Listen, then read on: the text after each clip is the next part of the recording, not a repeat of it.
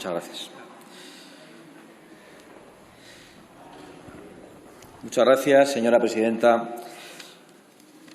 Señor Sánchez, aprovecharé su comparecencia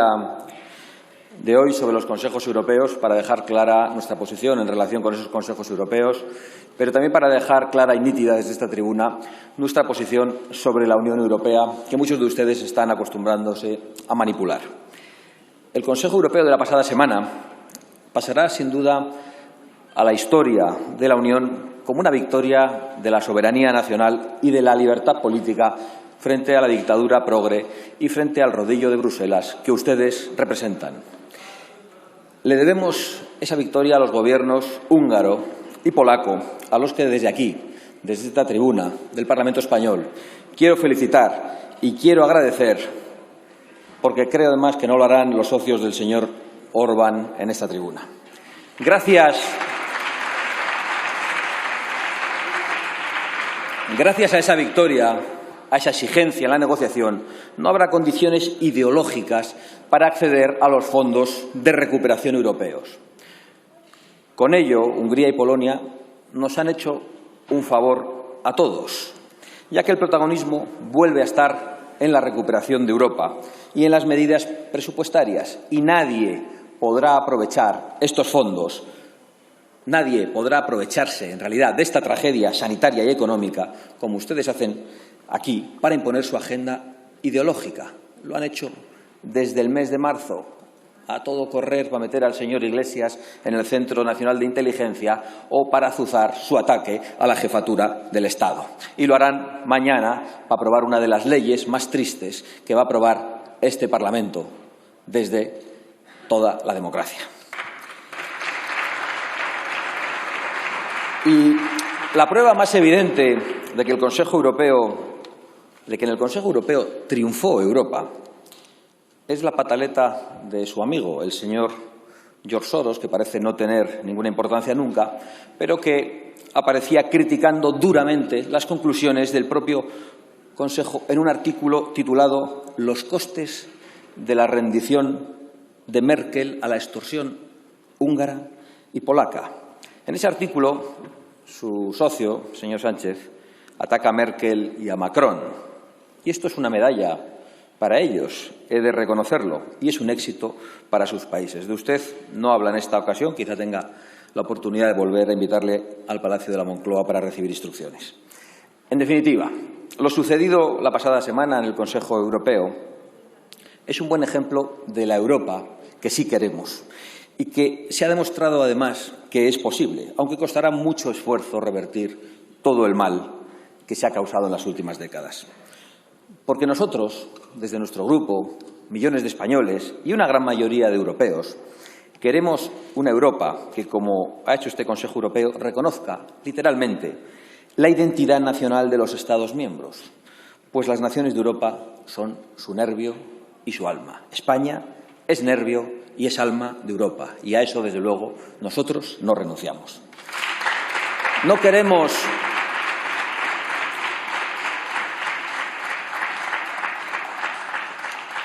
Señorías, no queremos una mezcla de burocracias frías e insensibles a los problemas de los europeos y de élites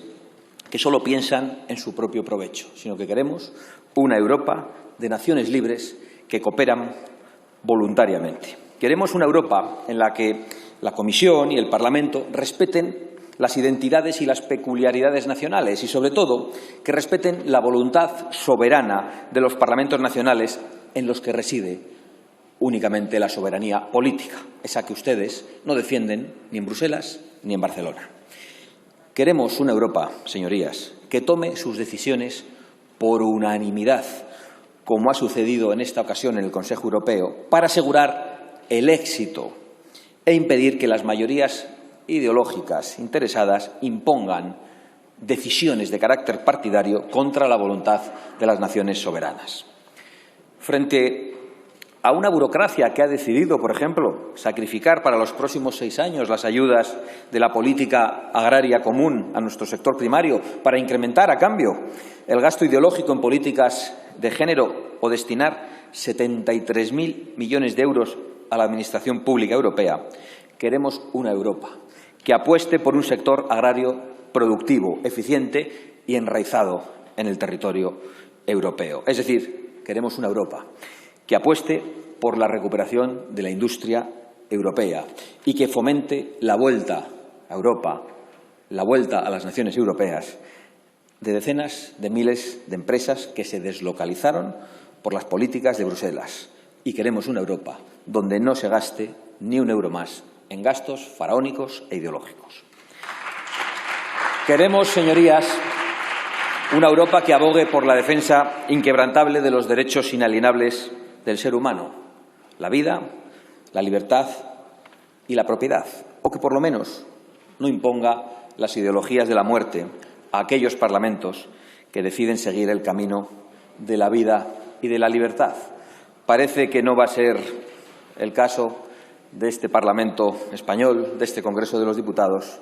que mañana quiere matar su propia alma diciendo que en esta sociedad sobran los más débiles.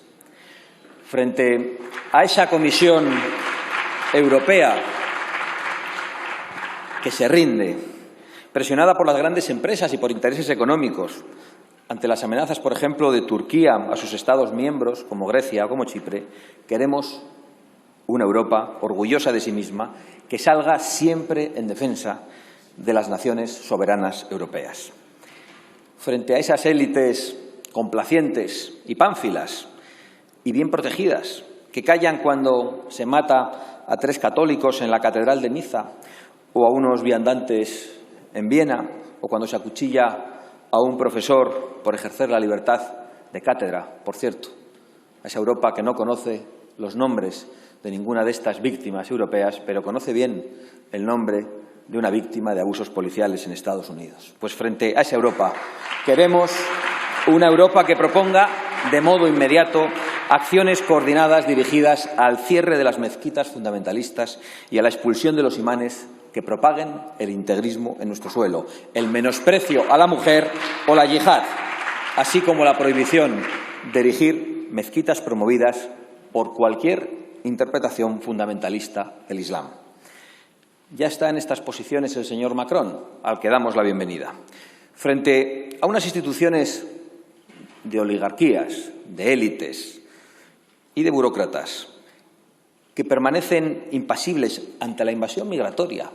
que azota especialmente a España en estos momentos, pero también a Italia y a Grecia, y que además reparten millones entre ONGs que colaboran con las mafias del tráfico de personas.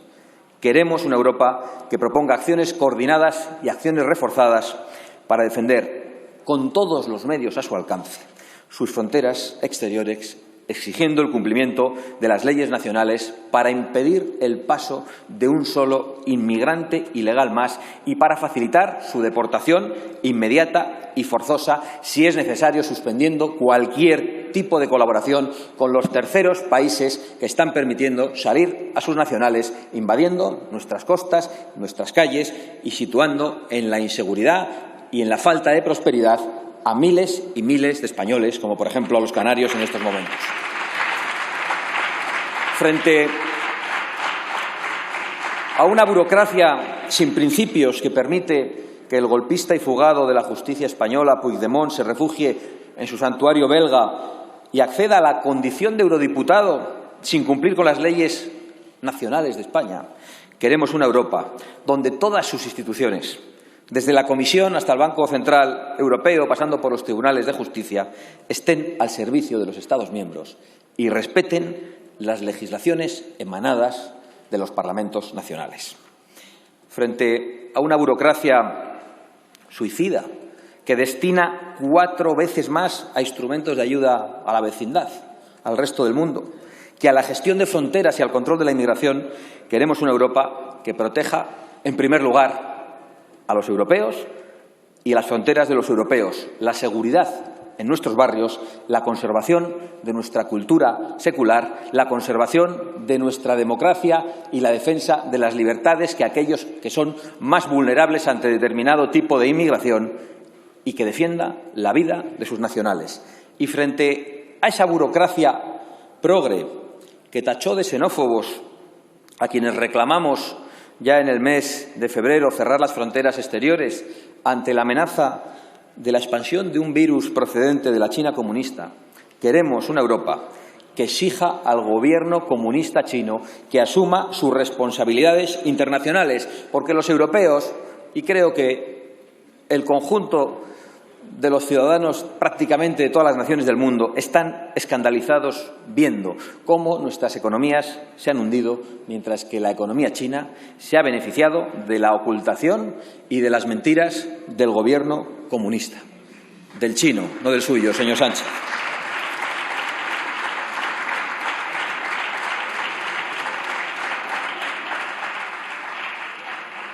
Frente a esos burócratas que anidan en Bruselas y que están al servicio de las multinacionales y de los lobbies tecnológicos que imponen, por ejemplo, el cierre de las centrales térmicas, queremos una Europa que ponga a las personas, a las familias y a las empresas en el centro de sus preocupaciones, es decir, para salvar vidas y para salvar empleos de europeos. En definitiva, frente a su no Europa federal, frente a su no Europa globalista, frente a su no Europa totalitaria, frente a su no Europa de élites y burocracias, nosotros queremos y defendemos, como la gran mayoría de los ciudadanos europeos, la Europa de las naciones, la Europa de la libertad, que es la Europa necesaria para este momento histórico y que es la única Europa posible. Porque ustedes, señor Sánchez y señor Iglesias, son un factor de riesgo para la supervivencia de la Unión Europea. Y creo que así les perciben. He dicho un riesgo y creo que me quedo corto. Son una auténtica amenaza porque planifican todo de arriba abajo, queriendo diluir la soberanía e implantando un modelo de sociedad que los europeos cada vez más les dicen que se lo queden ustedes. Si hasta el señor Macron, quien lo habría podido pensar, se ha convertido, sin quererlo, en el mejor embajador de las posiciones políticas de Vox. Y digo sin quererlo porque en realidad es la verdad y el sentido común lo que se ha impuesto. Y es que ustedes, y en esto no me refiero solo al Gobierno, se han quedado atrás. La gran mayoría de las formaciones políticas europeas ya saben que el multiculturalismo que ustedes invocan, promueven y al que llaman, no funciona. Ha fracasado en todo el continente y es responsable del aumento de la delincuencia, de la ausencia absoluta de integración y de la islamización de barrios completos en ciudades europeas. Hasta Macron ha acuñado recientemente el término separatismo islámico, que si lo llega a haber dicho Vox, habría sido acusado inmediatamente de fascista y de xenófobo. Señorías, los españoles no quieren, igual que el resto de los europeos, sufrir más atentados islamistas. No quieren que nuestras mujeres se vean obligadas a cubrirse o que los homosexuales tengan que esconderse, señor Sánchez. Y, por desgracia, en España, el islamismo es ya un problema real. Y por mucho que sus medios afines se empeñen en ocultarlo y que usted se sorprenda de mi intervención, las cifras hablan por sí solas, pero las cifras que da su propio Gobierno, porque hasta la delegada del Gobierno para la violencia de género reconoce que hay miles de niñas en España, en nuestro país, en riesgo de sufrir la mutilación genital femenina.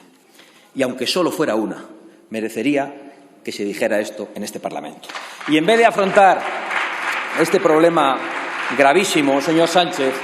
desde su llegada al poder, se ha dedicado usted a alentar el efecto llamada y ha permitido, por acción con las ONGs, a las que ustedes ha facilitado todo, y por omisión con las mafias, la llegada de miles de ilegales a nuestras costas. Una inmigración ilegal y totalmente descontrolada en España, pero nos tememos que muy controlada en los territorios de partida, cuyas consecuencias las sufren los vecinos de los barrios más humildes, los españoles